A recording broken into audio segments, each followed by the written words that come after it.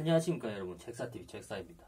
오늘도 여러분의 삶에 도움이 될까 하여서 책사가 살면서 뭐 느끼고 깨달은 바, 그리고 공부한 바도 이게 포함을 시킨 거죠. 그리고 공부한 배경 지식을 바탕으로 뭐 세상을 통찰을 해봤기 때문에 경험도 물론 들어갑니다. 경험도 들어가겠지만, 그래서 이제 뭐 깨달은 바, 느끼는 바가 있었고, 이거를 뭐 여러분께 좀 전달을 드리고자 영상을 제작을 했습니다. 계속되는 뭐 책사 병법 편입니다. 실전 편인데, 대인관계법, 대인관계에 관한 내용들입니다. 세 번째 시간입니다. 세 번째인데, 적시의 공격은, 일격천금이란 말은 책사가 만들어낸 말입니다. 기존에 있었던, 저번 시간에 한번 말씀을 드렸을 겁니다. 여부리의 일자천금인데, 일자천금이란 말은 책사가 지금 상황에서 이제 고대의 그런 여부리의 시대를 생각해서 분석을 해보니까, 약간 물론 잘 만들어진 그런 저서겠지만은, 약간 권력이라고 해야 되나.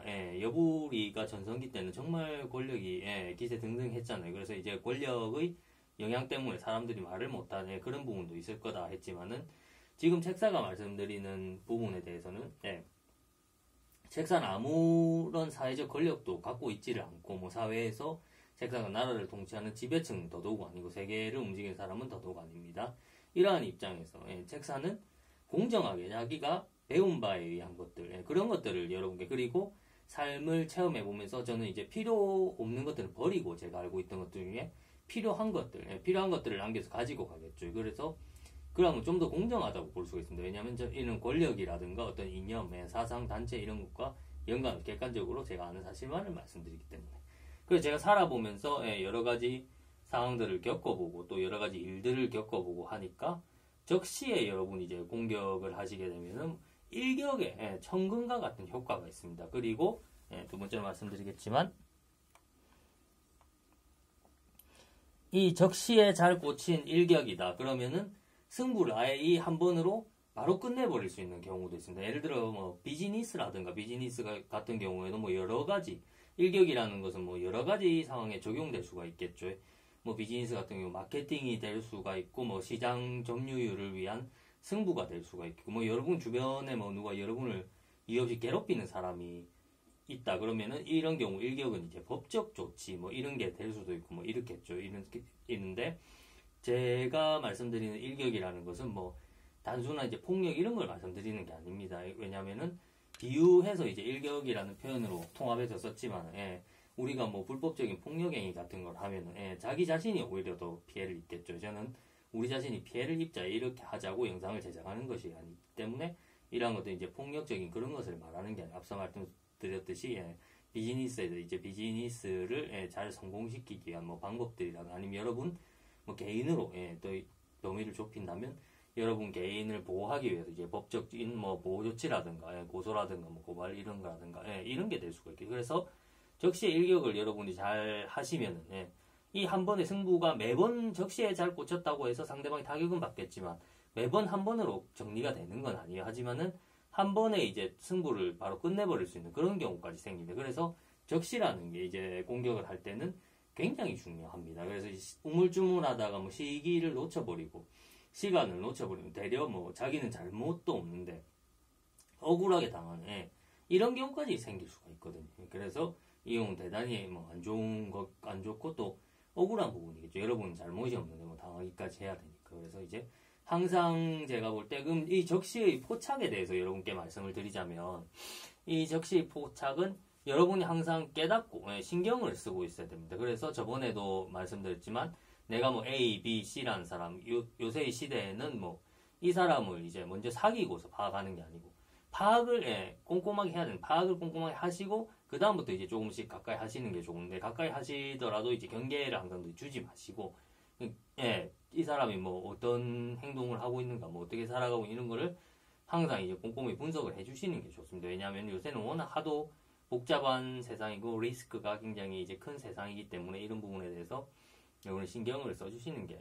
좋다고 생각합니다. 그러면은 그 부분에서 이제 저 사람이 뭐 선량하다, 인간적으로 뭐 도덕성이 괜찮고 나쁜 짓을 하지 않는다 이러면 상관이 없잖아요. 그럼 계속 좋게 지내면 되는 거. 그리고 그렇지 못하다, 그런데 이제 이 사람이 좀 소시오패스인 것 같아요. 그렇지 못하고 근데 나를 이제 특히나 타겟으로 삼는다, 나를 표적으로 삼아서 나를 어떻게 나의 삶을 파괴해가면서까지 저 사람이 나를 이용하려고 한다. 이러면은 항상 보고 있어야지. 보고 있어야 보입니다. 여러분이 뭐 산에 올라가서 뭐 밑에서 누가 지나가는지 이거를 뭐 감시를 하더라도 항상 눈을 그쪽으로 두고 보고 있어야지 보이겠죠. 보고 있지 않으면은 사람과 사람도 관계에 또 똑같습니다. 산에서 올라가서 뭐 동물이 지나가는 거나 사람이 밑에서 지나가는 걸 보는 것은 유형이고 눈에 보이는 거고 사람의 마음은 무형이지만 그래도 사람과 사람의 관계는 똑같습니다. 그래서 저 사람의 마음이 이제 행동이 어떻게 오가는가를 항상 유심히 보셔야 됩니다. 그러면은 여러분이 이제 높은 지형에서 유리하게 높은 지형에서 정찰을 하면 유리하죠. 그렇게 이제 상대를 내려다보는 것과 같습니다. 상대는 이제 나에 대한 이제 충분한 파악을 못하고 있는데 내가 먼저 파악을 해버리면 그만큼 이제 유리함이 있습니다. 그러면은 이게 일격을 날려야 될 때는 주저하지 않고 신속하게 그리고 정확하게 날려버리는 거예요. 그래서 한 번에 이제 승부를 바로 끝낼 수도 있습니다. 그리고 승부를 끝내지 못하더라도 저쪽이 이제 타격을 줄 수가 있습니다. 그리고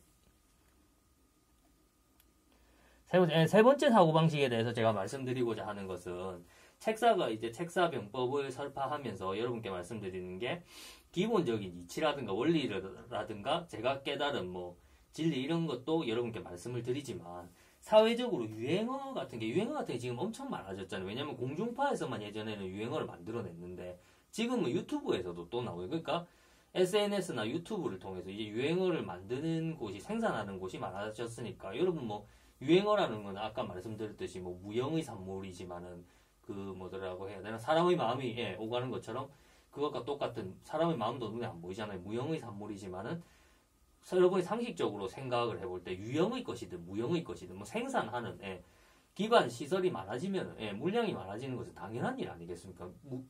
유형의 산물에 비교를 해보자면은 공장이 이 물건이 있다. 그러면은 이 물건이 생산되는 공장이 많아졌다. 한 군데였는데 여러 군데로 늘었다. 그러면은 생산량이 많아질 거는 당연한 진리 아니겠습니까? 그러면은 무형의 눈에 보이지 않는 마음이라든가 이런 유행어 같은 것도 마찬가지 아니겠습니까?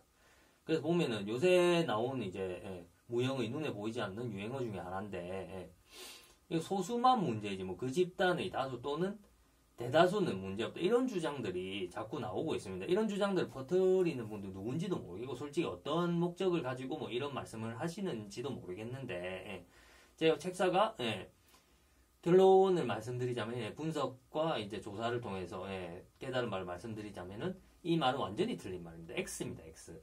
그 완전히 X입니다. 그래서 소수만 문제이지 뭐 그 집단의 뭐 다수 또는 대다수는 문제없다. 이런 주장을 믿고 있으면은 여러분의 삶은 위험으로 떨어질 수가 있습니다. 그러한 주장은 당신의 삶을 위험으로 이끌 수 있습니다. 어떠한 업종에서 저도 이제 뭐 사기꾼들이 많은 업종도 알고 있고 그런데 이제 얘기를 못합니다. 얘기를 못하지만은 경험은 크게 제가 사기를 당해본 적은 없네요. 하지만은 주변에 사기를 당하시는 분들을 봐왔고 이렇게 하는데 이런 사고를 가지신 분들 어떤 집단을 설정해서 이 집단에서 뭐 소수만 그렇지 대부분의 사람들은 뭐 선량하다 그 집단의 다수는 선량하다 이렇게 생각하시는 분들이 이렇게 고집을 부리시는 분들의 특징은 뭔지 압니까? A, B, C, D, E 이렇게 이제 많은 사기꾼들이 있어요. 그 업종에서. 그러면은 A한테 당합니다. A한테 당하고 그러면은 이걸 해결하거나 하소연하기 위해서 B한테 갑니다. B도 똑같은 사기꾼이. 그럼 B한테 가서 B한테 이렇게 얘기를 뭐 쏟아놓고 이러면 그 B는 맞장구 쳐주는 척 하거나 아니면은 크게 두 가지 패턴입니다. 맞장구 쳐주는 척 하면서 어이구 뭐 그 사람 참 나쁜 사람이 질이 안 좋은 사기꾼이네요 하면서 더 크게 사기를 칩니다. 이게 한 가지 경우이고 두 번째로는 원래 그렇습니다. 이러면 바락바락 우깁니다. 왜냐면은 네트워크라는 게 이게 정상적인 사람들의 네트워크만 형성되어 있는 게 아닙니다. 사기꾼을 잘 모르시는 분들은 당연히 모르시겠지만은 사기꾼들끼리도 이 네트워크가 굉장히 강력하게 형성되어 있는 경우도 상당합니다. 그래서 자기들끼리 덮어주고 이렇게 뭐 억지 부려주고 같이 뭐 이 업종 원래 다 그렇습니다. 그러면서 이제 바락바락 고집 부리고 이렇게 해서 뭐 왕따시키고 뭐 그 피해자를 왕따시키고 피해자를 정신병자 만들고 이런 경우도 허다합니다. 그래서 여러분이 절대로 가지시면 안 되는 사고 어떤 집단에서 뭐 뭔가를 당하셨다 이러면은 그 집단의 다수 혹은 대다수는 선량한데 소수가 문제다. 반드시 그렇지만은 않다. 소수가 진짜 문제인 그런 집단도 있을 수 있지만 반드시 그렇지는 않기 때문에 확인을 하셔야 돼요. 항상 의심이 날 때는 확인하셔야 돼요. 이 집단에서는 뭐 소수가 문제인가? 대다수 집단가 전부 다 문제인가 다수가 문제인가 이거를 확인을 하셔야지. 항상 이제 모든 집단에 특히 요새는 그런 유행어들이 많기 때문에 이제 모든 집단은 대놓고 이 집단에서 잘못된 사람은 소수나 극소수에 불과하고 절대 다수는 괜찮고 뭐 다수는 괜찮다. 이런 잘못된 사고방식을 절대로 맹신하시면 안 된다는 것입니다. 그래서 오늘도 영상을 시청해 주셔서 감사하고 제가 바쁜 와중에도 틈틈이 조금이라도 이제 좋은 영상, 좋은 아이디어 같은 게 있으면은 여러분과 공유하기 위해서 노력하는 책사가 되겠습니다. 시청해 주셔서 감사합니다.